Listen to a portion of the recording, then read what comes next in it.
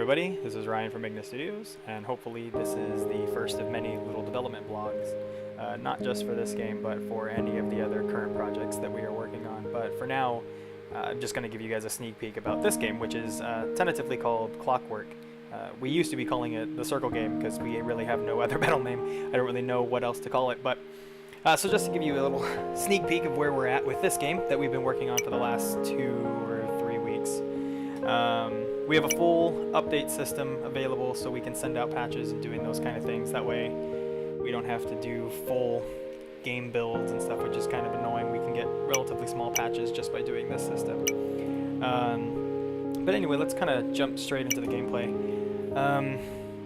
This is heavily influenced from Thomas Was Alone, and the complexity, at least the goal complexity, is kind of like Super Meat Boy, where it's more of spending a lot of time, not so much on graphics and I don't really know what else is the word I'm looking for, but in games like Super Meat Boy, they spent a lot of time making sure that the level design was just on par and unbelievably fun to play, yet challenging, so it was, you know, super rewarding. There's not really many there's no collectibles, there's no weird crap like that that you get, and you know, same with Thomas Was Alone. It's more of just solving the levels and feeling a nice triumphant self, and you know, so that's kind of what we're trying to go for here. But so obviously, as you can see, it's just a 2D platformer with hopefully rock solid controls, which we'll eventually get to.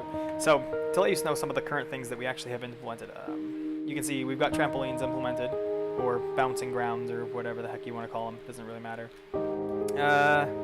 We got these little speed tracks, which kind of denote which direction you're going to go in, and whew, there we go. Those are always fun.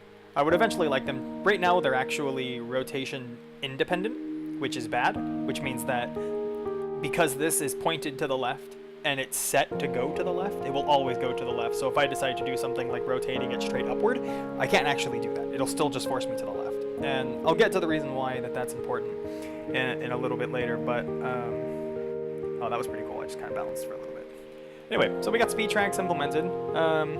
We have, as you can see, there's a cannon. This is what I've been calling Red Death Water. I don't really know what else to call it, but it's Red Death Water, which does kind of the cliche thing. You fall in it, it resets you back to a certain spot, and you kind of need to try to avoid it. We have falling platforms implemented, as you can see, so we'll jump across all of those, and yay, I made it. I actually do like the water, and I'm kind of sad that we can't really go in it, which, okay, we can go in it, but it probably isn't going to be like this in the, you know, later on. Which, by the way, I kind of might as well just use this opportunity to say that everything that you see and I talk about is subject to change. The graphics, the gameplay, everything. This is literally just a prototype. I haven't even really been working on this. I've been working on some other aspect of the game, but you can see the water is actually pretty fluid. It looks really nice. I have an issue right now with it where it's just a ridiculous amount of draw calls for something that really shouldn't be like that, and it's because each one of these has a segment to get this fluid effect, and I'm getting a draw call per segment, and there happens to be about 70 segments right now, which is nope, not a good thing. Alright, so going into the next one, we actually have cannons, which are, the rotation is not controllable, but you have full control over when you actually get fired, so fire ourselves straight up. And we're hoping that this kind of aspect is going to lead to a lot of creative levels on what you can actually do with this kind of a system. And this is actually inspired from anybody who played Donkey Kong Country back in the day, where you had to fall into the barrels, and the barrels kind of rotated, and you had to launch yourself from barrel to barrel to barrel, and then you would get over into this secret area and all that other kind of cool crap. So that's kind of what we're going for here. And you can do some interesting combinations. One of my favorite things to do is I like launching myself into different cannons. So like we'll go from cannon to, oh, you gotta be kidding me.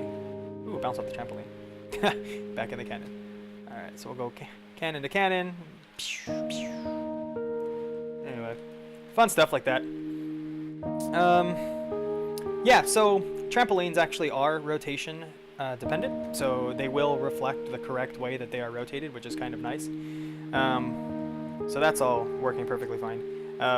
One of my favorite things about this is actually trying to navigate through interlaced circles. This is definitely one of the reasons, like heavily, what the hell am I trying to say?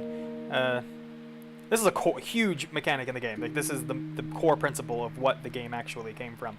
is navigating these little circular rings and trying to not only use the hand-eye coordination to get through it, but also timing and trying to figure out how to even navigate this kind of a system in the first place. Seems... Sorry, I was concentrating. Anyway, seems like a pretty interesting little gameplay thing, so we're definitely hoping that this is something that makes it one of the most fun things to do. And there's going to be different variations, so there's going to be single circles, doubles, triples. There's actually a ground that's in the center of those circles that can be toggled on and off. There's also, not implemented currently, but there's going to be a gear that kind of does the same concept where it rotates, but will either rotate and pulse back and forth, crushing the player, or you can use it to your advantage, kind of like an elevator, let's say, if it didn't crush the player. And one of the huge principles that we have for this game is nothing collectible. There's no time limit, there's no score. We're not trying to make the player feel like when they solve the level, they didn't solve it well enough. And that's something that I think needs to happen more often, is because there's many times where you beat a level and you're like, yes, I'm triumphant, I actually won, but you only got 2 stars on the level, and it's like, what the hell, man? Like, I don't know. So that's kind of what we're trying to go for here. So we're hoping that we can just do really awesome level design and make the game rewarding in its own, instead of having to have some sort of, oh, I beat my last high score and stuff like that, which is, some games can pull it off, and that's fine. I want to play something like this, so that's actually kind of what we're all in agreement with to make. So, anyway, so what I'm going to do now, since you've seen some of the gameplays, I'm going to move on to the thing that I've been working on for the last week that has been the biggest part of this game for me, and that's actually the ability for user-created levels. Now, when the game gets released or gets sent out for some sort of a public build and stuff like that, there's actually not going to be sharing included. There's just going to be level editor for yourself. And we're hoping that eventually, if we can get enough time and we can really, to be honest, figure out how the best way to approach this without having the level market be saturated with people who just throw in random crap and aren't really fun levels. So this leads to a lot of complicated questions, like, do we have some sort of a voting system? And if you have a voting system, that means you have to have a sorting system where you can sort by highest voted, newly released.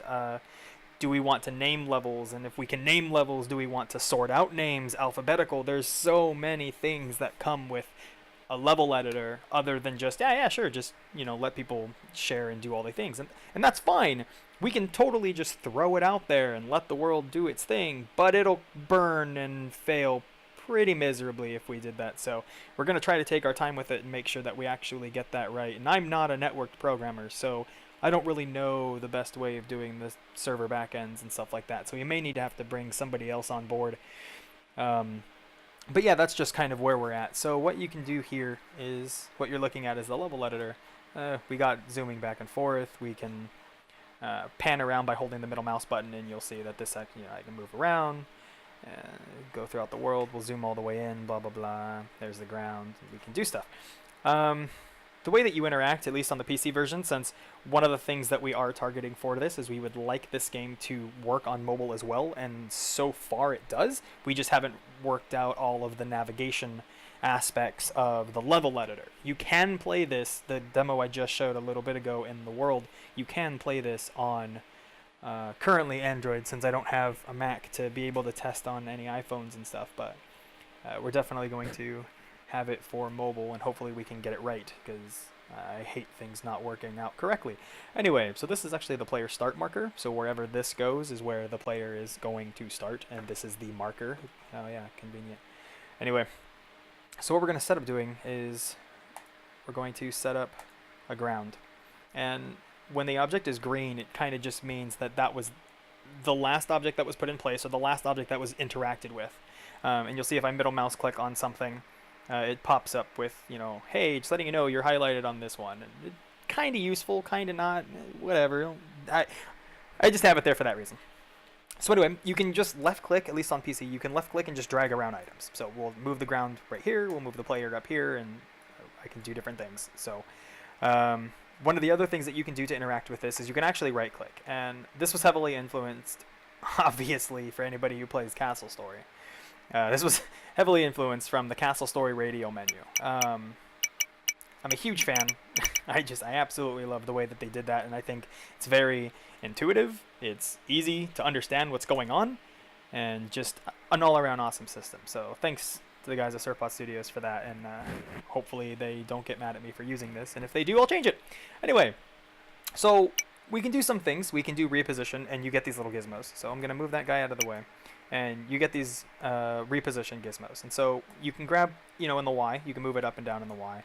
You can move it left and right in the X. You can also grab in the middle, and the middle will also scale to, wherever you go. But one of the easiest things to do is kind of just, that's more or less useless. But you can also just grab the orange thing and move it around. We zoom all the way out, you see it goes, a little bit faster and stuff, depending on if we're zoomed in or if we're zoomed out, and it's nice to get like nice fine-tuned things. Going on to the next one, we also have scale. So this is my horribly drawn in Paint.net scale gizmo. So we can scale in the, as you can see, we can scale on the Y-axis, and we can scale on the X-axis. And if I drag this, it's actually a uniform scale. So we can, make it a little bit bigger, and then we can reposition the whole block. And you'll see I go out, and I can't go past the world, and I'll go up to the top, and I can't go past the world and stuff like that. So that's fine and dandy. Next is rotation. We can rotate objects and move them around. So anyway, we're going to delete that item, and let's actually build a test level. Let's do something kind of interesting. So we're going to start on this ground. Oh yeah, I want scale. We're going to start on this ground. We'll make it kind of big. Oops, that's not what I wanted to do. Oh, no, that's fine, actually. I actually kind of like that size.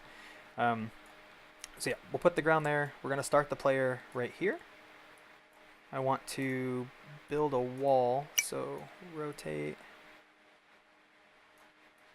scale. Oops. As you can see, rotation dependent it's rotation independent. So it doesn't matter what the rotation is, it's scaling incorrectly. So if I try to scale it in the Y is now facing this way because I rotated it. So there's a few bugs, obviously, with this that I need to work out. But for now, it's, once you understand those bugs, once you understand those bugs, it actually works out fairly well. So I want to reposition this wall a little bit higher. I'm going to move it a little bit farther back. All right, so now we have this giant wall that we can't get through. We are now going to do a triple circle, which I will put right here and let the player go through.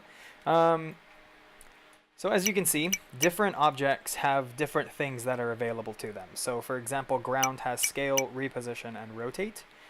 Circles have reposition and toggle ground. Some things are going to be fixed and some things are not.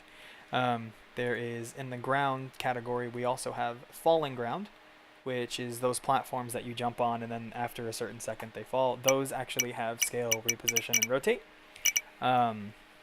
In the middle, this little center circle actually will tell you what type of obstacle you're currently on. So although this looks like a regular ground, it'll tell you that's ground, that's falling ground, that's triple circle and things like that. And we can get into single circle, will tell you the same stuff, and I don't actually want that one. So we're actually going to delete the falling ground. We're going to put another triple circle up here. Now, we do not have alpha test for selecting obstacles, and what that means is if I grab the player and I put the player right here and I click on this ring, it's going to look like there's an alpha test because I'm able to pick up the player start marker.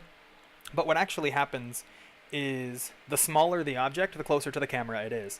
So the larger the object, the farther away it is. And the reason why we're doing this is A, it's a lot easier to program that than it is to program some sort of an alpha test, at least in Unity.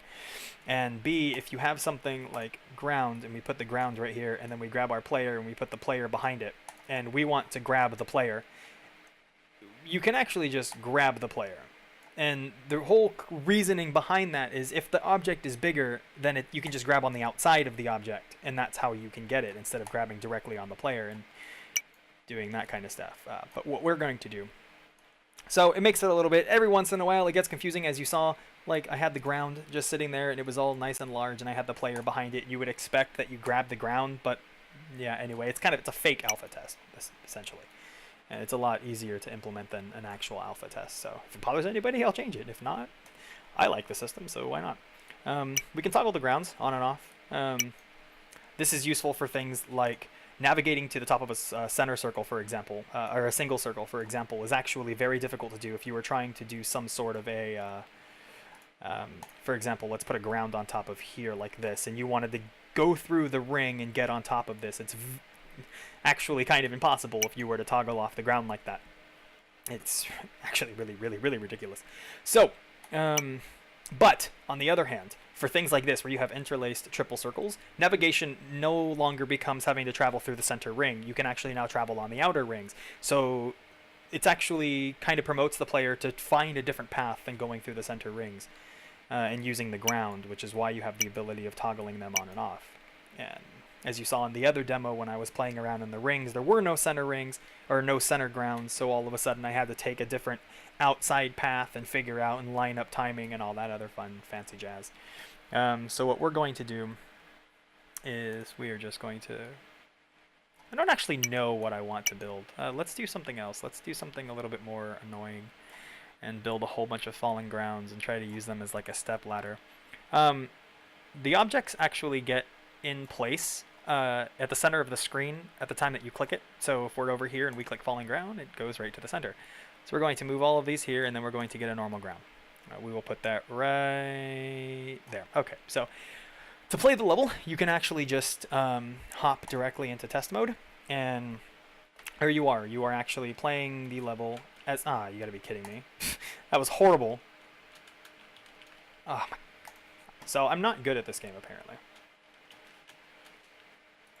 Okay, seriously? Aha! Dun, dun, dun. Yeah, see, there's things like that where it wasn't too difficult. It really wasn't. I did it third try.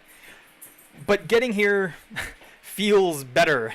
Like, I did it. I have accomplished something. And you can, you know, that was... Okay, so that was a little bit difficult for me. Let's try to make this level a little bit easier. You can just hop between test mode and edit mode and go directly back to whatever you were doing. So I felt that these things were a little bit too far away. So let's, you know, lower them and try to make it a little bit easier to actually get there. And we'll do that. Yeah, that looks fine. And, you know, to be honest, we're actually gonna... I want to scale it, actually, because I want to move it... I like where it's at, so we'll just move it out a little bit more. That's fine. We'll grab our circles, triple circle. We're going to put this on the ground. We'll go a little bit higher. I don't want the circle. We'll do another triple circle, and yeah, that looks about right. Sure, we'll figure this out later, but for now, we're just going to screw around with it. Scale, move this over, reposition. This way we... oh no, let's do something even better. Let's say we have to get on top of it, and we need to find an opening somewhere, so we'll go kind of copying the other level that I had a little bit ago. Oh, that looks good. We'll get on top of here, and we have to come through this way somehow. And yeah, that actually looks kind of fun. Let's try that one. So we'll come through. Oh wow, I made it 2 seconds. I failed on the first 2 platforms. Really? No, don't fall! Oh my god, you suck. Can I give... oh, dude, I can get up there? Haha. So, obviously I'm not the best level designer in the world, but we have...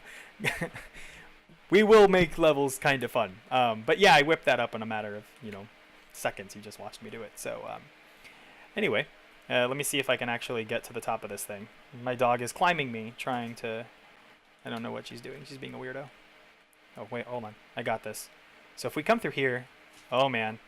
It's going to blow up. What's going to happen? Oh, no. All right, let's get on top of this. Oh, no, no. Hold on. Don't fall. Don't fall. So we'll get over there. All right. So far, so good. No, no, no, no, no, no, no, no, no. No, no, no, no, no. Don't fall. Don't fall. Don't fall. Don't fall. Okay, so we're just going to balance on this. Come on. Are you kidding me? Oh, dude, I got this. Go. Go. Ha-ha. See?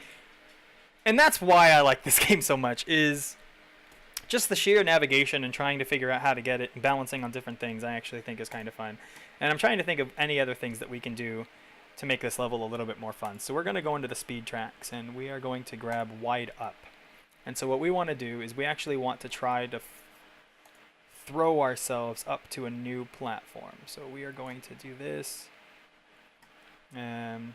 And let's build something else. Let's grab a trampoline, actually. So we'll have to launch ourselves up from one to another. So we'll go like this. Maybe I don't need that one. Let's see if...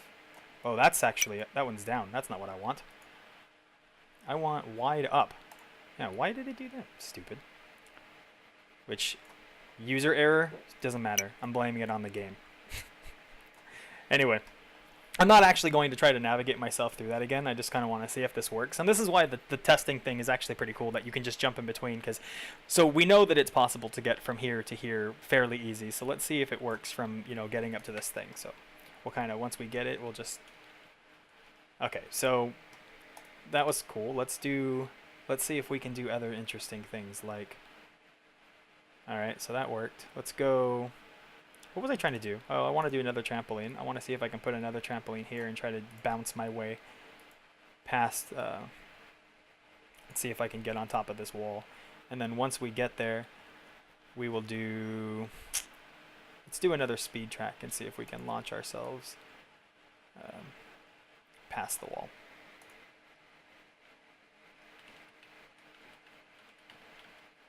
Ha ha ha! And ta-da!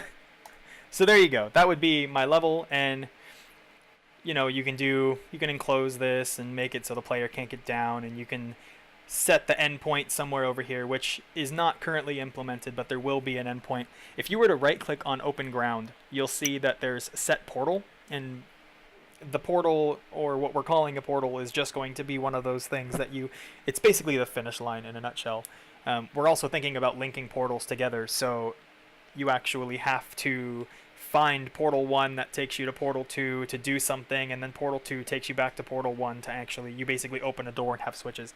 We don't know how we're actually going to implement those things inside of this level editor, because it leads to some interesting questions, like we have buttons, and we have buttons, and we have buttons that can only be hit in a certain order, and we're thinking about adding movable objects, so you're going to have to actually take an object, move it over a specific button to hold it down, then you can go press a button, and you know, all that fancy crap. But how to actually bring all that to a level editor that the user gets to control, well, that's a little bit difficult, because right now, as you can see, this is kind of all just basic stuff, and so it gets really confusing and complicated doing things like that. So for now, we're not going to do it.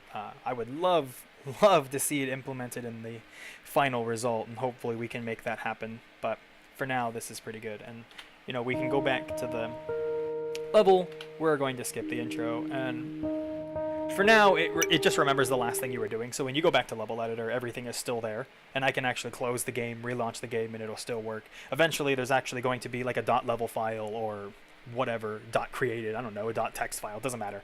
That's ultimately going to denote the actual created level, and from there we can take that and send it around, or you'll have a created levels folder, so you'll be able to go in and play levels, and the idea is to go in, download a level, think that this level was awesome, but you can make it better, so you can edit user created levels and re-upload them, and you know, do whatever you want. Basically, I'm going to have fun playing the actual game, but one of my favorite things in the world to do is just create random crap, and this is, you know, the definition of creating random crap, and the fact that I get to interact with this random is, yeah.